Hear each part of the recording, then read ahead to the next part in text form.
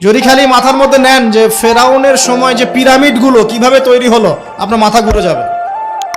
এখনো আমরা এটা মিস্টেরিয়াস, মানুষ বের করতে পারছে না কিভাবে তৈরি হলো। আমরা তো বলি এখন গণিতের যুগ, খুব এগিয়ে যাওয়ার যুগ। এত সহজ ছিল না এই পিরামিডের গাণিতিক ক্যালকুলেশন মেলানো। গত লেকচারে বলেছিলাম যে বিশ্বের সবচেয়ে বড় বড় সেক্টরগুলো, যেমন অ্যালগোরিদম, যেটা ছাড়া আপনি এই বিশ্বের কোনো ডিজিটাল বিষয় করতে পারতেন না, এটা আসছে মুসলিমদের হাত থেকে। এই যে জাহাজ শিল্পের কথা বলেন, এক্সপোর্ট ইম্পোর্ট পুরোটাই কলাপস করতো জাহাজ শিল্প না থাকলে। এটা এসেছে নূহ আলাইহিস সালামের হাত দিয়ে। বিশ্বের ইতিহাসে এর আগে কোনো নৌযান তৈরি করা হয় নাই, হয়েছে? হয় নাই। এই যে আমরা বলি যে কেমিস্ট্রির কথা, জাবর ইবনে হাইয়ানের নাম শুনেছেন কিনা? কেমিস্ট্রির যে পর্যায় সারণীর মূল তত্ত্ব তিনি দিয়েছেন। ভূগোল, এই ভূগোলের জিওগ্রাফিক্যাল ম্যাপসগুলো মুসলিমরা দিয়েছে। মেডিকেল সায়েন্সের কথা বলেন, ইবনে সিনার বইগুলো পড়ে দেখেন, ওগুলো ছিল বেসিক বই। আপনি পাটিগণিতের কথা বলেন, বীজগণিতের কথা বলেন, সবগুলো তাদের। এই যে আমাদের অ্যাস্ট্রোনমি, জ্যোতির্বিদ্যা, এগুলো মুসলিমদের হাতে। বিশ্বের এমন কোনো সেক্টর নাই জ্ঞানের, ফিলোসফি, এই যে আপনি রাজি রাহিমাউল্লাহ তার বইগুলো পড়ে দেখেন, ইমাম গাজ্জালির বইগুলো পড়ে দেখেন, ফিলোসফির মূল থটসগুলো তারা দিয়েছিলেন। এখন কি হয়েছে, এগুলোকে সরিয়ে দিয়ে আমরা পশ্চিমা দর্শনগুলো চর্চা করি যেহেতু, আর সবাইকে গিলানো হচ্ছে এগুলোই সভ্যতা, এর বাইরে কোনো সভ্যতাই ছিল না। যে সভ্যতা এখনো ছেলে ছেলেতে বিয়ে করে, এরা মানুষকে সভ্য বানাতে চায়। দুর্ভাগ্য এখানে, ওরা এখনো ছেলে ছেলে বিয়ে করে এবং বলে যে এটা হচ্ছে বাক স্বাধীনতা, ব্যক্তি স্বাধীনতা, ব্যক্তি স্বাধীনতা। তো যে কওমে লূতকে এই সমকামিতার কারণে আল্লাহ পাক মাটিটা উপরে তুলে আবার ধসিয়ে দিলেন, ওখান থেকে আমাকে এখন মানবতা শিক্ষা শিখতে হচ্ছে। এরা মানবতার ধ্বজাধারী হয়ে আছে এখন, যাদের হাতে সারা বিশ্বের হাজার হাজার না লক্ষ লক্ষ মানুষের রক্ত লেগে আছে, রক্ত, ব্লাড। এবং এই ব্লাডগুলো ইনোসেন্ট মানুষের ব্লাড, নিষ্পাপ মানুষের ব্লাড, নিষ্পাপ শিশুদের ব্লাড লেগে আছে। ওদের কাছে আমাদের শিখতে হচ্ছে এখন যে মানবতা কাকে বলে। এর চেয়ে দুঃখের আর কি আছে মুসলিমদের জন্য? যারা সারা বিশ্বে সুদ খাওয়াচ্ছে মানুষকে, ওদের কাছে শিখতে হচ্ছে যে অর্থনৈতিক প্রোগ্রেস কেমন করে হবে। কথা বুঝতে পারেন না হয়তো, বুঝবেন ইনশাল্লাহ একদিন।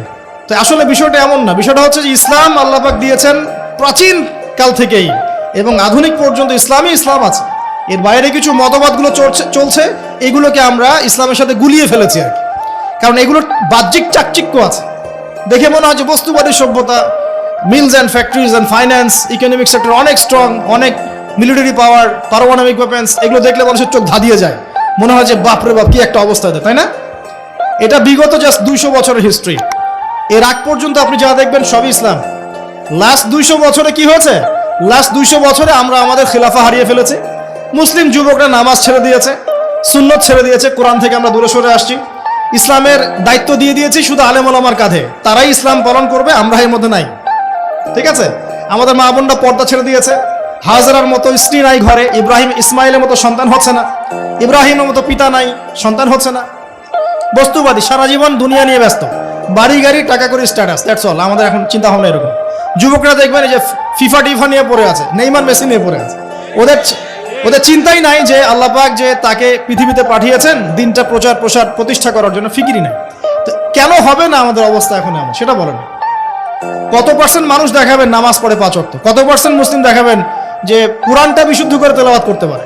যে জাতি কোরআন তেলাওয়াত করতে পারে না, ওই জাতি বিজয় পাবে নাকি?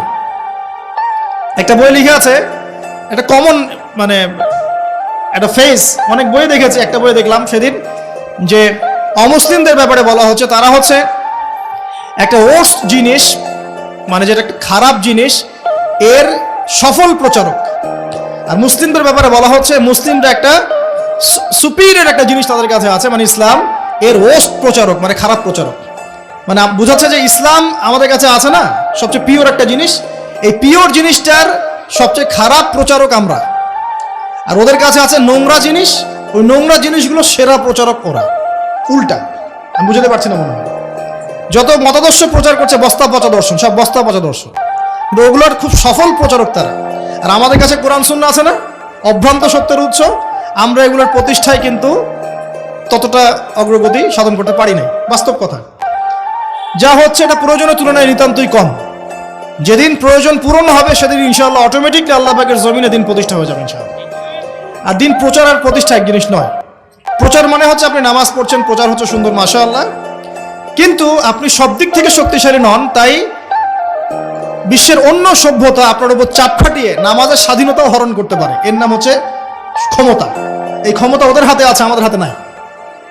তো প্রতিষ্ঠা অন্য জিনিস। প্রতিষ্ঠা না হওয়া পর্যন্ত শান্তি নাই। প্রতিষ্ঠা না হওয়া পর্যন্ত ঘুমানোর সুযোগ নাই মুসলিমদের। প্রচার চলবে, প্রচার প্রতিষ্ঠা এক জিনিস নয়। প্রতিষ্ঠা না হওয়া পর্যন্ত হাল ছাড়া যাবে না ইনশাআল্লাহ তাআলা।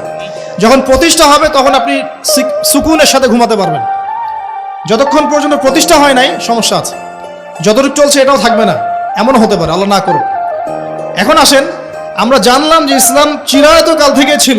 নবী সাল্লাল্লাহু আলাইহি ওয়াসাল্লাম তাহলে কি করলেন? তিনি কি নতুন কোন শরীয়ত নিয়ে আসলেন? হ্যাঁ, তিনি শরীয়ত নিয়ে এসেছেন ঠিকই, কিন্তু তিনি মানে নতুন কোন ধর্ম প্রবর্তন করেন নাই। আমাদের একটা ভুল আছে কনসেপ্ট।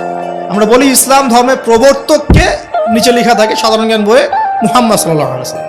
মুহাম্মদ সাল্লাল্লাহু আলাইহি ওয়াসাল্লাম কি ইসলাম নতুন করে প্রবর্তন করেছিলেন? বরং নতুন করে তিনি শরীয়তটা প্রচার করেছেন।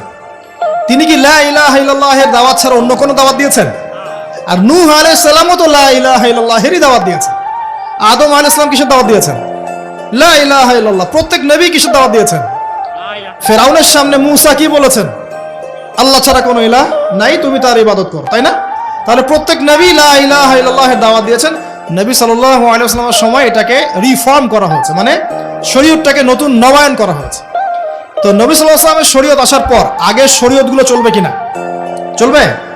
যদি কেউ মনে করে নবী সাল্লাল্লাহু আলাইহি ওয়াসাল্লামের শরীয়ত আসার পরেও আগেরগুলোও চলবে, তাহলে কুফরের মতো থাকবে, থাকবে না? এখন এখান থেকে আমি আপনাকে বাকি অর্ধেকের দিকে নিয়ে আসি, একটু খেয়াল করেন। নবী সাল্লাল্লাহু আলাইহি ওয়াসাল্লামের এই ইসলাম প্রচার প্রসার আর প্রতিষ্ঠা করতে 23 বছর লেগেছে। কত বছর? উনি যখন নবী হয়েছেন তখন আরবের সমাজটার মধ্যে শিরিক দিয়ে ভর্তি ছিল। শিরিক আর শিরক, যে কোনো এমন কোনো শিরিক নাই যেটা আরবে ছিল না আর কি। ঠিক আছে, স্ট্যাচু ওয়ার্শিপ হতে পারে, কবর পূজা হতে পারে, মৃত মানুষের পূজা হতে পারে, নাস্তিকতার চর্চা হতে পারে, সমস্ত শিরকের প্রোগ্রাম আরবে ছিল। ওই সময়ে সুদের প্রচলন ছিল, ইকোনমিক সেকশনে মানুষ সুদ খাইত। ওই সময় মদ ছিল, মদ মানুষ অ্যাভেলেবল মদ পান করত। নারীর অবমাননা ছিল, মেয়েদেরকে খুব একটা মূল্যায়ন করা হতো না। আর গোত্রীয় হানাহানি ছিল, মানে গোত্রে গোত্রে হানাহানি। একটু অবজার্ভ করেন, এই 5টা সমস্যা কি এখন নাই? এখনকার বিশ্বে নাই। বরং শিরকের এখন গ্লোবালাইজেশন হয়েছে, হয় নাই? ইকোনমিক সেকশনে সুদের গ্লোবালাইজেশন হয়েছে না? এখন একটা জায়গায় সুদ সীমাবদ্ধ নাই, সারা বিশ্বের মানুষ খাচ্ছে, খাচ্ছে না? মাদক কি একটা জায়গায় সীমাবদ্ধ আছে? না সারা বিশ্বের মানুষ খায়? ছড়িয়ে দেওয়া হয়েছে, ছড়িয়ে। সীমান্ত অঞ্চলগুলোতে গিয়ে দেখবেন দেধার সে মাদকের প্রবেশ হচ্ছে, হচ্ছে না? খাচ্ছে কারা? এই যে নেইমার আর মেসির ফলোয়ার যারা, ওরা খাচ্ছে না? খাচ্ছে। এরা কি মুসলিম না মুসলিম? এদের বাবা মুসলিম না মুসলিম?